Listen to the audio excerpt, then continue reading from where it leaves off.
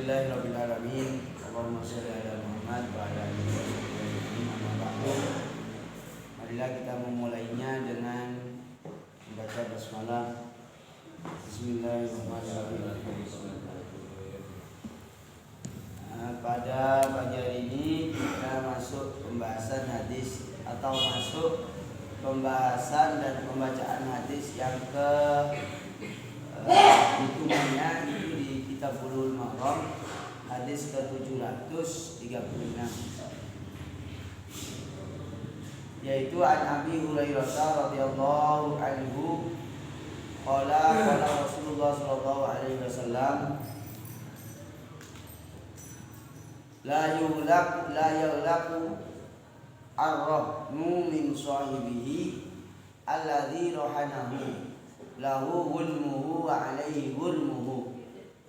Rawahu Daruqutni wal Hakim wa rijaluhu thiqat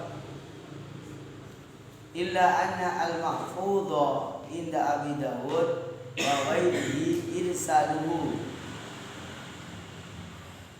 Hadis ini Rasulullah SAW bersabda, la yaghlaqu. La yaghlaqu itu artinya tidak menutup atau tidak mengunci atau tidak memberi hak, tidak memberi hak. Ar-rahnu pergadaian min sahibi alladzi rahanahu, tidak menutup haknya orang yang menggadaikan atas barang yang digadaikan. Jadi bagi orang yang menggadaikan sahibur rahmi itu gunmuhu, keuntungannya, wa alaihi warumuhu, dan juga kerugiannya. Hadis riwayat Daruqutni dan Imam Hakim, rijaluhu thiqat.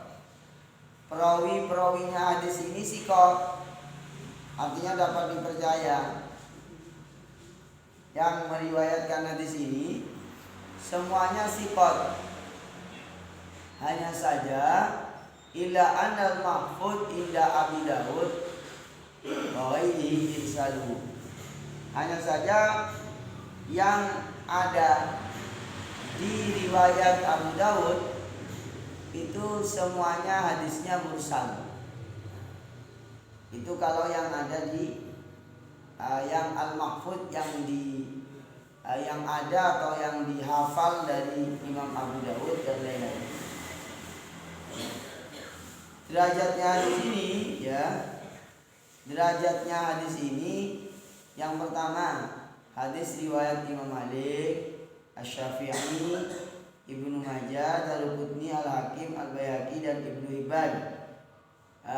Para perawi atau yang meriwayatkan hadis melalui santri-santrinya Imam Az-Zuhri, hadis ini mausul. Hadisnya mausul. Farawahu Malik wa Ibnu Abi Dhu'aib wa Ibnu Abi Dhibin wa Ma'mar wa Yunus al-Zuhri berupa hadis mursal.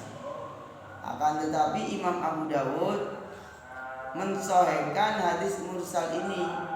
Abu Dawud, Bazzar, kemudian Daruqutni, Baihaqi, Ibnu Qattan itu meriwayatkan hadis ini hadis mursal yang sahih. Wa amal ladzina rawahu mausulan fahum Ziyad bin Sa'id. Adapun para ulama yang meriwayatkannya berupa hadis mausul, sanadnya mausul, itu adalah Ziyad bin Sa'ad, Ishaq bin Rashid dari Imam Zuhri, dari Sa'id bin Musayyab. Tapi kalau dari Abu Hurairah hadisnya hadis marfu. Yang dari Abu Hurairah itu hadisnya marfu. Imam Hakim mengatakan sahihun ala syartis sahihain. Ini hadisnya sahih menurut Imam Hakim berdasarkan syaratnya Imam Bukhari dan Muslim. Walaupun Imam Bukhari dan Muslim tidak mengeluarkan hadis ini, makanya di sini tidak ada riwayat Imam Bukhari dan Muslim. Ya, Kan tidak ada mengatakan di sini rawahu Imam Bukhari dan Muslim. Kalau di dalam teksnya di sini tidak ada keterangan ini diriwayatkan Imam Bukhari dan Muslim, tidak. Tapi jalur-jalurnya, syaratnya hadis ini dikatakan sahih, masuk hadis sahih atau tidak, itu sudah memenuhi kriterianya Imam Bukhari dan Muslim. Jadi ini ilmu buat kita semuanya. Kalau tidak diriwayatkan Imam Bukhari dan Muslim, itu tidak berarti hadisnya tidak sahih. Gitu loh. Hanya Imam Muslim dan Imam Bukhari tak menyebutkan. Cuma syarat-syarat itu persis dengan Imam Bukhari dan Muslim. Ini namanya ilmu hadis. Yang saya katakan tadi itu ilmu hadis. Maka di sini katakan Imam Hakim itu berkata ini hadisnya sahih menurut syarat-syaratnya Imam Bukhari dan Muslim. Walam yukhrijahu, tetapi Imam Muslim dan Imam Bukhari tak mengeluarkan hadis ini. Berarti yang mengeluarkan selain Imam Bukhari kan itu Imam Abu Dawud, Imam Daruqutni, Imam Hakim dan lainnya. Nah, li khilafin bihi ala ashabi Zuhri. Imam Bukhari dan Muslim tak menyebutkannya karena ada ikhtilaf atau perbedaan menurut ashab Zuhri, yaitu santri muridnya Imam Az-Zuhri. Wa wafaqahu Az-Zahabi. Nah, mencocoki dalam hal ini adalah Imam Az-Zahabi. Wa wasahahu ittisalahu Ibnu Abdul Bar wa Abdul Haq. Nah, Ibnu Abdul Bar dan Abdul Haq memausulkan, artinya menyambungkan bahwa hadis ini adalah hadis yang nyambung, bukan hadis yang tidak bersambung. Wa qala Daruqutni, ya, Ad-Daruqutni mengatakan Ziyad bin Sa'ad itu termasuk penghafal hadis yang thiqat. Wa hadza isnadun hasanul muttasilun. Dan ini katanya hadis yang bersanad sambung dan muttasil. Ini semuanya yang saya sebutkan adalah keterangan bahwa hadis ini adalah hadisnya sahih. Gitu. Apa isi hadisnya? Isi hadisnya tadi sudah dibacakan bahwasanya orang yang menggadaikan itu haknya tidak dihilangkan. Haknya tidak dihilangkan. Bagaimana maksudnya? Ketika barang digadaikan itu, tidak berarti orang yang menggadaikan tidak punya hak sama sekali, terlepas. Orang yang menggadaikan tetap punya hak atas barang yang digadaikan. Maka dari itu keterangan hadisnya tadi mengatakan, ini keterangan hadis secara terlek hadisnya ini secara tekstual mengatakan lahu unmuhu wa alaihi unmuhu. Orang yang menggadaikan barang itu yang mendapatkan keuntungan barang yang digadaikan, dan juga juga bertanggung jawab atas kekurangan ataupun kerugian. Begitu. Mungkin ini masih belum memahamkan karena kalimatnya hadis itu kalimatnya sangat simpel, kadang sangat simpel sehingga sulit dipahami. Maka di sini kita ambil keterangan syarahnya hadis ini. Di syarahnya atau keterangan hadis ini, annal murtahina la yastahibu ar-rahna idza ajaza rahin an ada imaranahu bihi. Bahwa orang yang menerima gadaian tidak menghaki barang gadaian apabila orang yang menggadaikan itu tidak mampu membayar tanggungannya. Artinya tidak langsung bahwasanya misalnya A menggadaikan mobil kepada B. Ya. Kemudian jatuh tempo ini waktunya membayar hutangnya. Nah, pada waktu jatuh tempo ini tidak berarti orang yang menerima gadaian ketika si penggadai tidak mampu langsung dicabut semua. Artinya langsung secara otomatis menjadi miliknya. Tidak begitu. Dulu di zaman jahiliyah begitu. Zaman jahiliyah sebelum Islam, kalau ada orang menggadaikan lalu waktu jatuh tempo tidak bisa membayar, itu langsung yang menerima gadai itu secara otomatis, secara paksa itu barang yang digadaikan langsung jadi milik. Dan ini sifatnya sangat tidak toleran sama sekali. Pada hari yang ditentukan langsung menjadi miliknya. Itu tak begitu. Li'anna rahna milkur rahin li rahin la yazalu milku alaihi wa inna ma huwa wasiqatun biadil murtahin ibni malimnate inda rahim. Jadi karena barang gadaian itu tetap miliknya si rohin, miliknya tetap ada. Lah barang digadaikan itu semata-mata sebagai jaminan, wasiqah sebagai jaminan kepercayaan yang dipegang oleh murtahin. Jadi ada rohin orang yang menggadaikan, kalau murtahin orang yang menerima gadai. Begitu. Tidak boleh ya kalau menerima barang gadaian langsung dimiliki ketika jatuh tempo tanpa ada pemberitahuan atau penjelasan. Nanti penjelasannya setelah ini, penjelasan gimananya, begitu. Yang kedua, ini sama dengan keterangan sebelumnya, hadis yang sebelumnya, bahwa al-faidah minal hadis bayanu anna nafaqatal hayawan al-madhun wa mu'natahu ala rahim falaysa ala muntahin syai'un minha kama anna lahu warmuhu bin samratin wa ziyadatin wa kasbin kama ja'a fil hadis as-sabiq. Yaitu menurut keterangan menurut hadis tadi bahwa nafkahnya hewan yang digadaikan. Kalau hewan, kalau kendaraan ya kendaraan, itu tanggungannya orang yang menggadaikan. Nah, orang yang menerima gadai tidak punya kewajiban tersebut. Sebagaimana orang yang menggadaikan itu berhak menerima kelebihan, keuntungan dan lain-lain. Begitu. Karena orang yang menggadaikan itu punya hak, misalnya binatang yang piaraan yang mendapatkan keuntungan, memperoleh keuntungan, itu kembalinya kepada pemilik aslinya, hukum aslinya kembali kepada yang menggadaikan.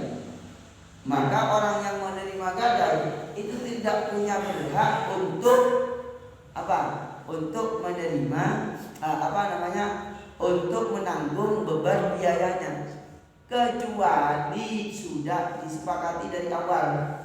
Ya, misalnya, Cak, ini tak gadaikan, biayanya saya bebankan ke sampean, tapi keuntungannya barang ini sampean ambil.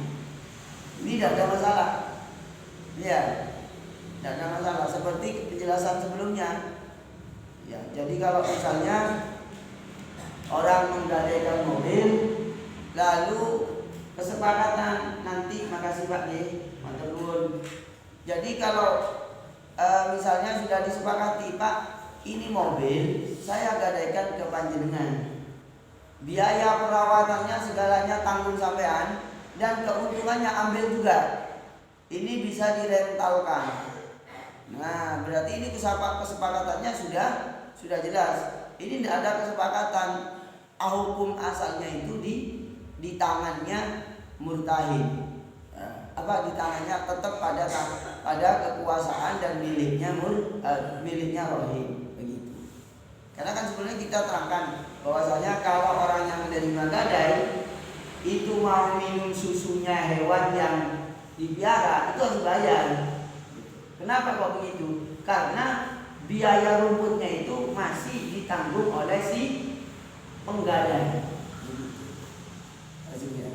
Tapi kalau sudah disepakati bahwasanya akadnya ini saya kasih biayanya sama tanggung ya, nanti penghasilannya sama ambil, kan sudah berkeadilan. Tapi kalau misalnya udah ini tetap saya yang membiayai, perharinya saya yang biayai, nah keuntungannya tetap saya ngambil, berarti yang menerima gadai itu cuma menerima titipan, dan ini biaya titipannya sekian, biaya titipannya sekian. Maka akhirnya ini jadi hukum di bank syariah ataupun yang menjalankan konsep syariah, orang yang menerima gadai itu berhak mendapatkan biaya perawatan. Kan tidak mungkin sampai dititipin mobil dok, dititipin mobil, parkirnya di depan rumahnya, memakai ruangan, bertanggung jawab, manasi, hidupin, nyalain. Setelah itu nggak dapat apa-apa, kan tidak mungkin mau. Karena itu termasuk bagian yang tak berkeadilan. Maka orang yang menerima gadai itu berhak menerima ongkos penggadaian, perawatan. Kalau kambing itu buang ceredongnya, sapi itu begitu, dan lain-lain. Wala yu'aridul hadis allati qablahu. Dan ini tak bertentangan dengan hadis sebelumnya. Hadis sebelumnya apa? Ini hadis sebelumnya. Hadis sebelumnya bahwasanya nafkahnya hewan yang biayanya orang yang menunggang kuda yang digadaikan itu tetap ada pada orang yang menunggangi. Misalnya saya menerima gadaian kuda itu digadaikan. Yang menggadaikan siapa? Yang menggadaikan Pak Arif kepada saya. Maka saya naik kuda gadaian tersebut, saya harus bayar. Itu loh, saya harus bayar. Kenapa? Karena ini bukan kuda saya, cuma titipan. Maka dari itulah saya sebagai penerima titipan berhak menerima apa? Berhak meminta ongkos perawatannya. Karena kalau saya naik kuda tersebut, saya bayar, tetap saya bayar sesuai hadis yang sebelumnya.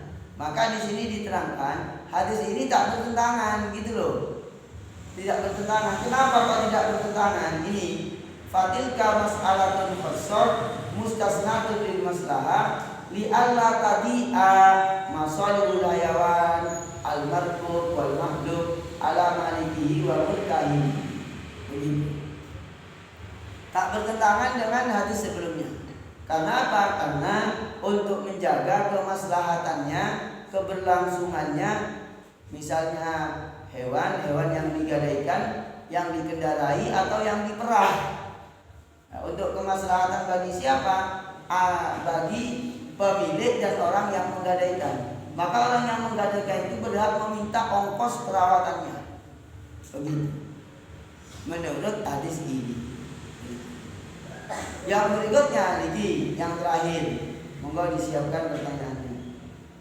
Bahwa apabila idza halla ajalud dain fil jahiliyah, dulu di zaman jahiliyah, kalau hutang sudah jatuh tempo, walam yufi ar-rahin al-murtahin dainahu, dan orang yang menggadaikan tidak membayar tanggungan hutangnya, maka bagaimana?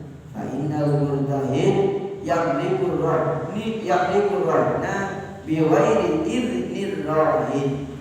Dulu di zaman jahiliyah, kalau hutang sudah jatuh tempo, itu tanpa ada izin dari orang yang menggadaikan, barang itu langsung dimiliki. Lalu datanglah Islam, dibatalkan cara hukum. Maka muncul hadis bahwasanya orang yang menggadaikan haknya itu tak terputus, gitu. Kalau jatuh tempo itu tidak langsung tidak langsung dimiliki, tidak langsung terputus. Tetapi bagaimana? Maka caranya adalah wa ahbaru anna rabbana limalikihi amanatan idal murtahin. Terus la yujbaru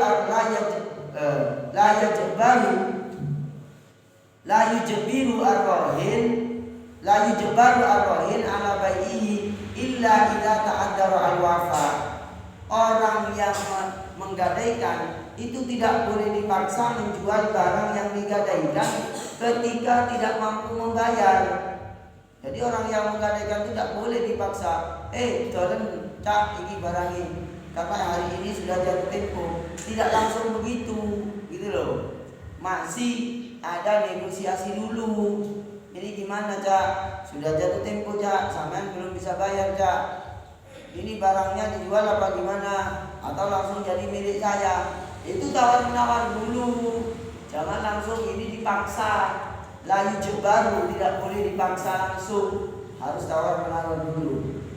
Ta'til fa'idatu minarrahni fayubahu wa yunfa ad-dainu. Fa'in baqiya minas saman syai'un fawali rahim. Nah ini yang mungkin tak terjadi ini. Mungkin tapi karena saya bukan tukang menerima gadai. Jadi misalnya gini Pak, saya menggadaikan laptop. Ke siapa? Ke Pak Arif. Pak Arif ini saya gadaikan. Laptop ini harganya adalah 12 juta. Laptop saya ini digadaikan berapa bulan? Digadaikan 5 bulan. Januari, Februari, Maret, April, Mei. Mei tanggal 30 sudah habis masanya. Masa saya menggadaikan sudah habis. Saya gadaikan laptop harga 2 juta. Dengan saya ngambil uang, hutang uang ke Pak Arif 5 juta. Jatuh tempo tanggal 30, tidak boleh Pak Arif itu langsung menjual laptop saya. Maka bagaimana? Maka harus izin dulu. Gimana ini Cak? Cak Wahid, ini gimana Cak Wahid? Ini sampai bayar hutang atau saya jualkan laptopnya? Lalu dijualkan misalnya. Kalau saya tidak bisa membayar hutang, maka Pak Arif itu harus izin dulu ke saya, bicara dulu ke saya. Pak Arif ini, Cak, ini apa Cak Arif? Udah, tak jual saja ya. Oke, jual. Dijual ternyata laku 15 juta laptop saya. Berarti uang hutang saya 5 juta, masih susuk 10 juta. Susuknya milik siapa? Susuknya milik saya. Gitu loh. Maka syai'un kawalir rahim. Kalau ada kelebihan itu miliknya orang yang menggadaikan. Maka orang yang menerima gadai itu berhak menerima namanya ujratut tahaffud, yang berkeadilan. Orang yang menerima gadai berhak menerima ongkos perawatan, penjagaan, perlindungan barang yang digadaikan. Kenapa kok begitu? Karena nanti kalau jatuh tempo, kok kemudian saya tidak bisa bayar, barang-barang yang dijual dari barang gadaian itu tetap milik saya, selebihnya dari pokok.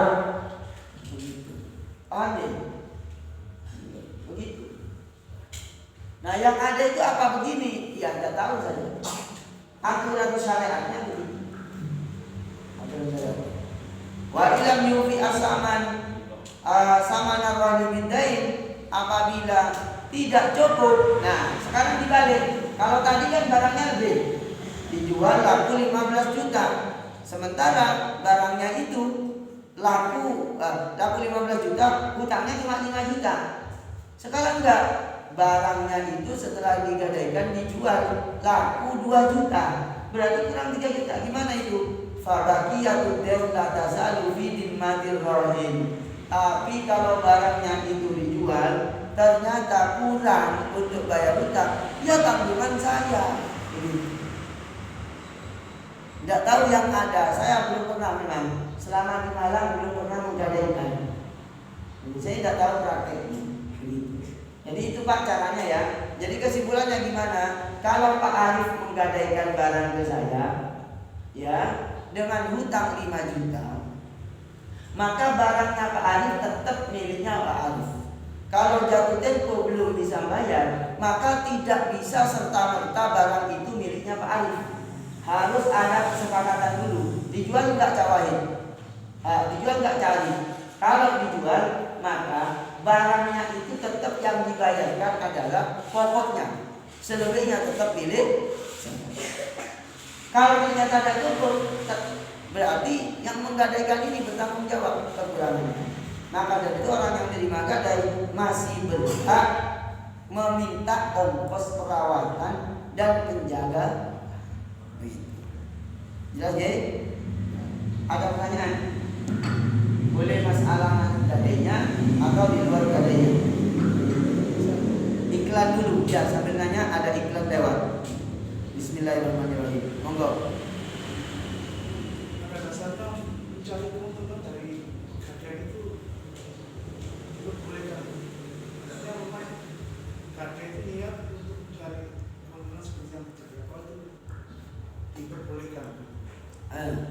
Akadnya gimana Pak? Ya artinya seperti gadaian itu kan jelas bahwa ini pasti ada niat untuk mencari keuntungan. Ya. Dari ini bagaimana? Pak Sinten jenengan namanya panjenengan Pak Helmi. Pak Helmi, kalau misalnya saya menggadaikan ke panjenengan, saya menggadaikan hutang panjenengan, hutang Pak Helmi 10 juta. Tak titipin sapi di rumahnya. Tak titipin sapi di rumahnya. Pak Helmi saya hutang 10 juta, ini tak kasih sapi sebagai jaminannya. Ya. Pakai kandang di rumah sampai di halaman rumahnya, ya. 10 juta. Berapa bulan Cak Wahid?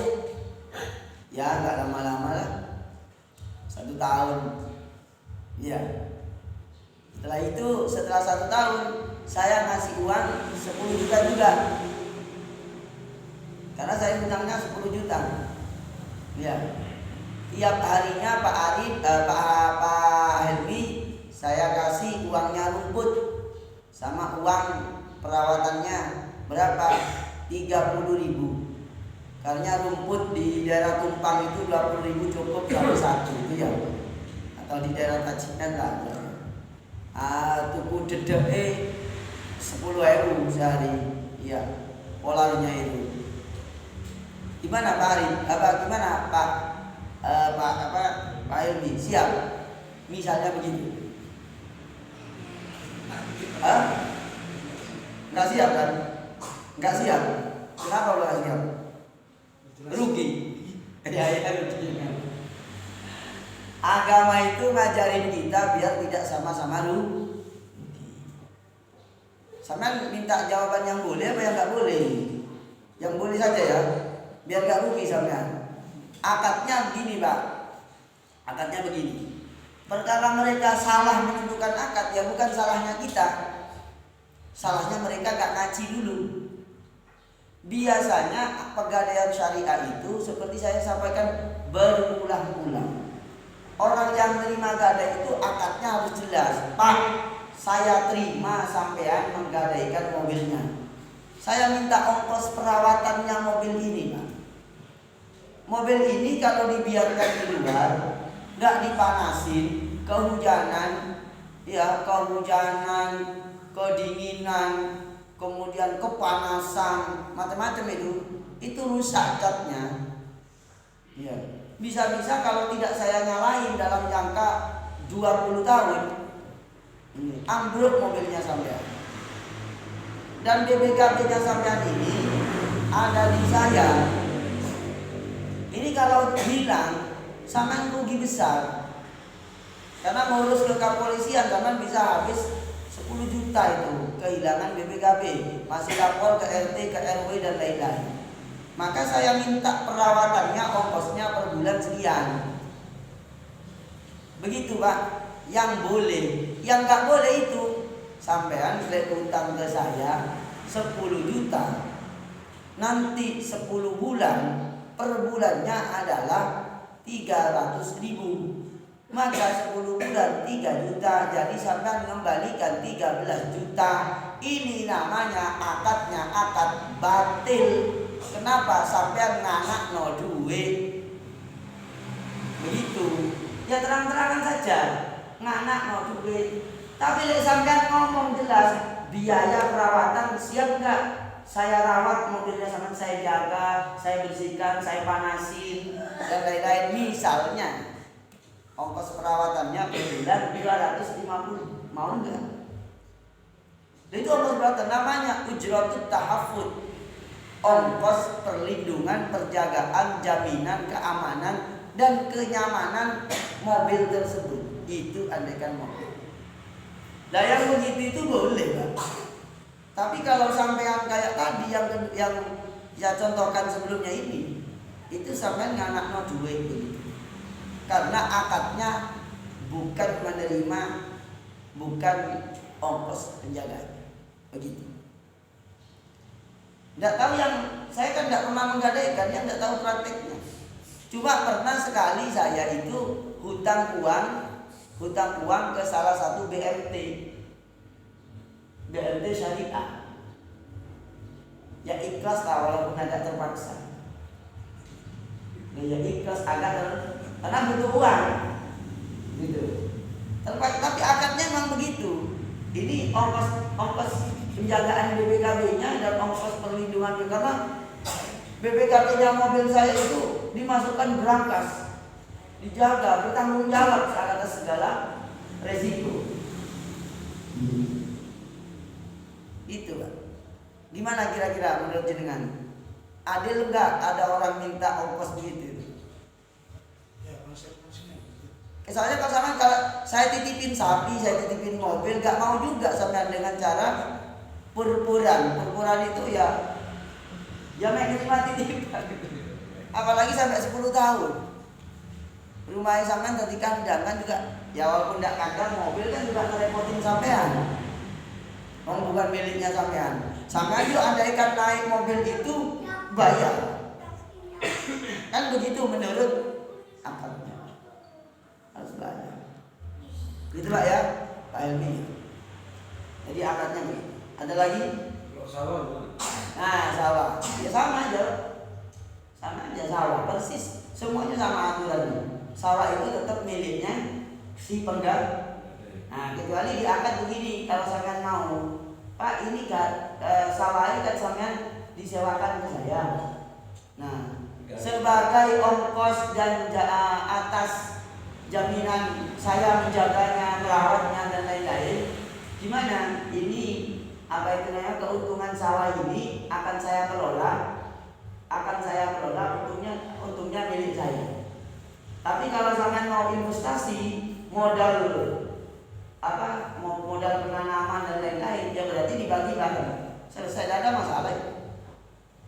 Yang ada itu kan memang, maaf ya, yang ada dulu Pak Ustadz, itu yang sewa tebu itu tebunya milik yang menerima sewa semua. Dong biayanya dari yang menerima sewa, ya wajar. Ngomong biayanya gitu.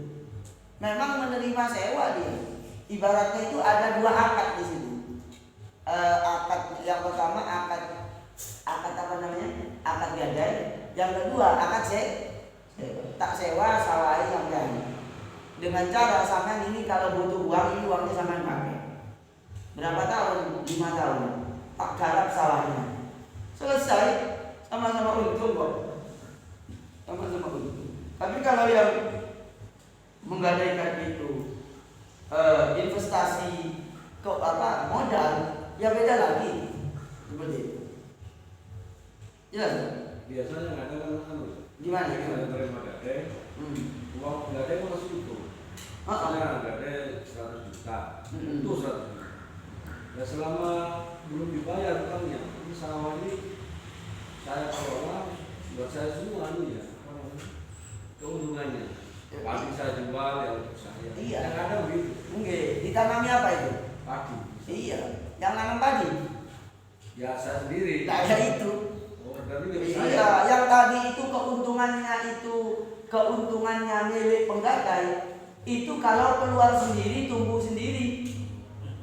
Gitu loh. Itu yang menumbuhkan siapa? Kan kalau jenengan maaf ya, maaf Pak ya. Pak Sinten namanya? Baron. Pak Haron. Baron. Pak Baron. Pak Baron. Saya sewakan saya gadaikan sawah saja. Ya 1 hektar. Lalu sampean datangkan tukang singkal, yo. Mari menanam padi, panen oleh 100 kintal. Mari ngono tak telepon. Pak Baron wis panen. Nggih Baron. Terus Pak nama iku wae aku. Gelem ora sampean? Yo gak gelem gak ambruk yo mati sampean. Lah karena sampean yang membiayai ya, itu kan sudah kesepakatan ini tak biayai saya tanamin ini. Selama jangan megang. Apa selama sampean belum bisa ini tak tanamin saya. Kalau sampean mau tanamin, enggak apa-apa, saya minta keuntungan karena saya ikut apa itu namanya menjaga sawah ini karena ini apa namanya dalam jaminan yang saya pegang. Otomatis ini saya juga bertanggung jawab. Ya tidak ada persoalan, itu akadnya yang diselesaikan. Iya, menggabung akad antara sewa dan tapi yang paling selamat itu akad sewa saja. Jadi yang menerima gadai itu menyewa. Ya wis, ini sampean butuh berapa? Butuh sekian. Ya wis, tak sewa aja ya. Ini loh uangnya, tak kasih. Berapa? Kalau sampean insya Allah 2 tahun, sudah tak sewa 2 tahun ini harganya. Itu lebih aman. Ya namanya jual beli itu Pak. Akad jual beli dan sejenisnya. Pokoknya yang berhubungan jual beli, sewa dan lain-lain. Itu intinya, maaf ya, intinya kalau dalam perspektifnya ulama kontemporer seperti Syekh Sayyid At-Tantawi, itu jangan sampai kedua belah pihak itu dirugikan. Sama-sama begitu. Tapi dengan cara yang benar, dengan cara syariat. Sama-sama untung dari kedua belah pihak. Itu aja. Ini sudah 6:30 ya. Sudah kok 6:30. Saya nggak fokus ini ya. Apa ada Mas Yan? Nggak ada ya? Oh beri monggo Pak Sinten. Rusli. Pak Rusli, monggo Pak Rusli. Sepeda motor. Sepeda motor. Digadaikan adalah ke saya. Sepeda motor itu Pak pakai untuk Gojek. Hasilnya Pak saya pakai sendiri. Gimana? Sampean yang terima gadai berarti. Iya. Iya. Jadi gini. Jadi ini ya. Pak Rusli ini kan menerima gadai sepeda motor. Motornya dibuat Pakai Gojek. Iya, dipakai ngojek. Yang beli bensin siapa? Saya. Nah. Yang beli oli. Nah. Kalau ada yang rusak, Saya. nah ya sudah. Yang tadi itu kalau yang membiayai adalah si pemilik barang. Kalau yang memiliki barang kembali keuntungannya ke pemilik. Tentu kesepakatan dulu Pak. Ini kan yang sampean gadaikan ke saya. Saya yang membayarin bensinnya, saya yang menerima ganti olinya per bulan per 1.000 kilo. Kemudian dan lain-lainnya perawatan apa saya nanggung. Saya buat untuk Gojek. Nah kalau keterangan sebulan 2 bulan yang lalu atas idenya orang yang menggadaikan tidak masalah. Tentu segala tanggung jawab dibebankan kepada penggadai. Apa penerima? Keterangan yang sebulan yang lalu itu isyaratnya begitu. Tapi Pak tidak boleh mendolimi loh ya. Tidak boleh mendolimi. Contohnya mendolimi begini. Maaf loh ya, maaf. Barangnya diterima ya. Kemudian contohnya ini persyaratannya misalnya dari orang yang mempunyai barang. Pak ini jangan sampai lebih dari 1.000 kilo loh ya. Ganti olinya. Maksimal 1.000 kilo. Ternyata sampean ganti setelah dapat 15.000 kilo. Gojeknya muter tiap hari, gojek ditumpaki gitu ya. Bannya sampai ke wipis dicerne. Itu sampean dolim. Maka kesepakatannya harus tidak merugikan salah satu di antara 2 orang. Berarti negara itu tidak termasuk riba. Oh tidak. Apanya yang riba? Di mananya yang riba itu? Sampean mau nggak misalnya? Sampean menggadaikan ke saya, ya. Sampean menggadaikan ke saya. Terus saya tak pakai, saya tak pakai aja. Sampean sing tuku oli. Sampean sing apa saya yang beli oli, saya beli bensin, dua disetor punya sampean. Kan itu gimana? Atau gini Pak, kalau sampean was-was, ya udahlah, sampean sewa saja motor. Motornya disewa. Begitu. Tapi kayaknya nggak mau juga orangnya kalau sewa. Iya. Ya kalau saya nggak mau. Makanya intinya masih dalam kesepakatan dan tak merusak akad. Ya tak merusak kaidahnya akad. Ya sudah tidak ada masalah.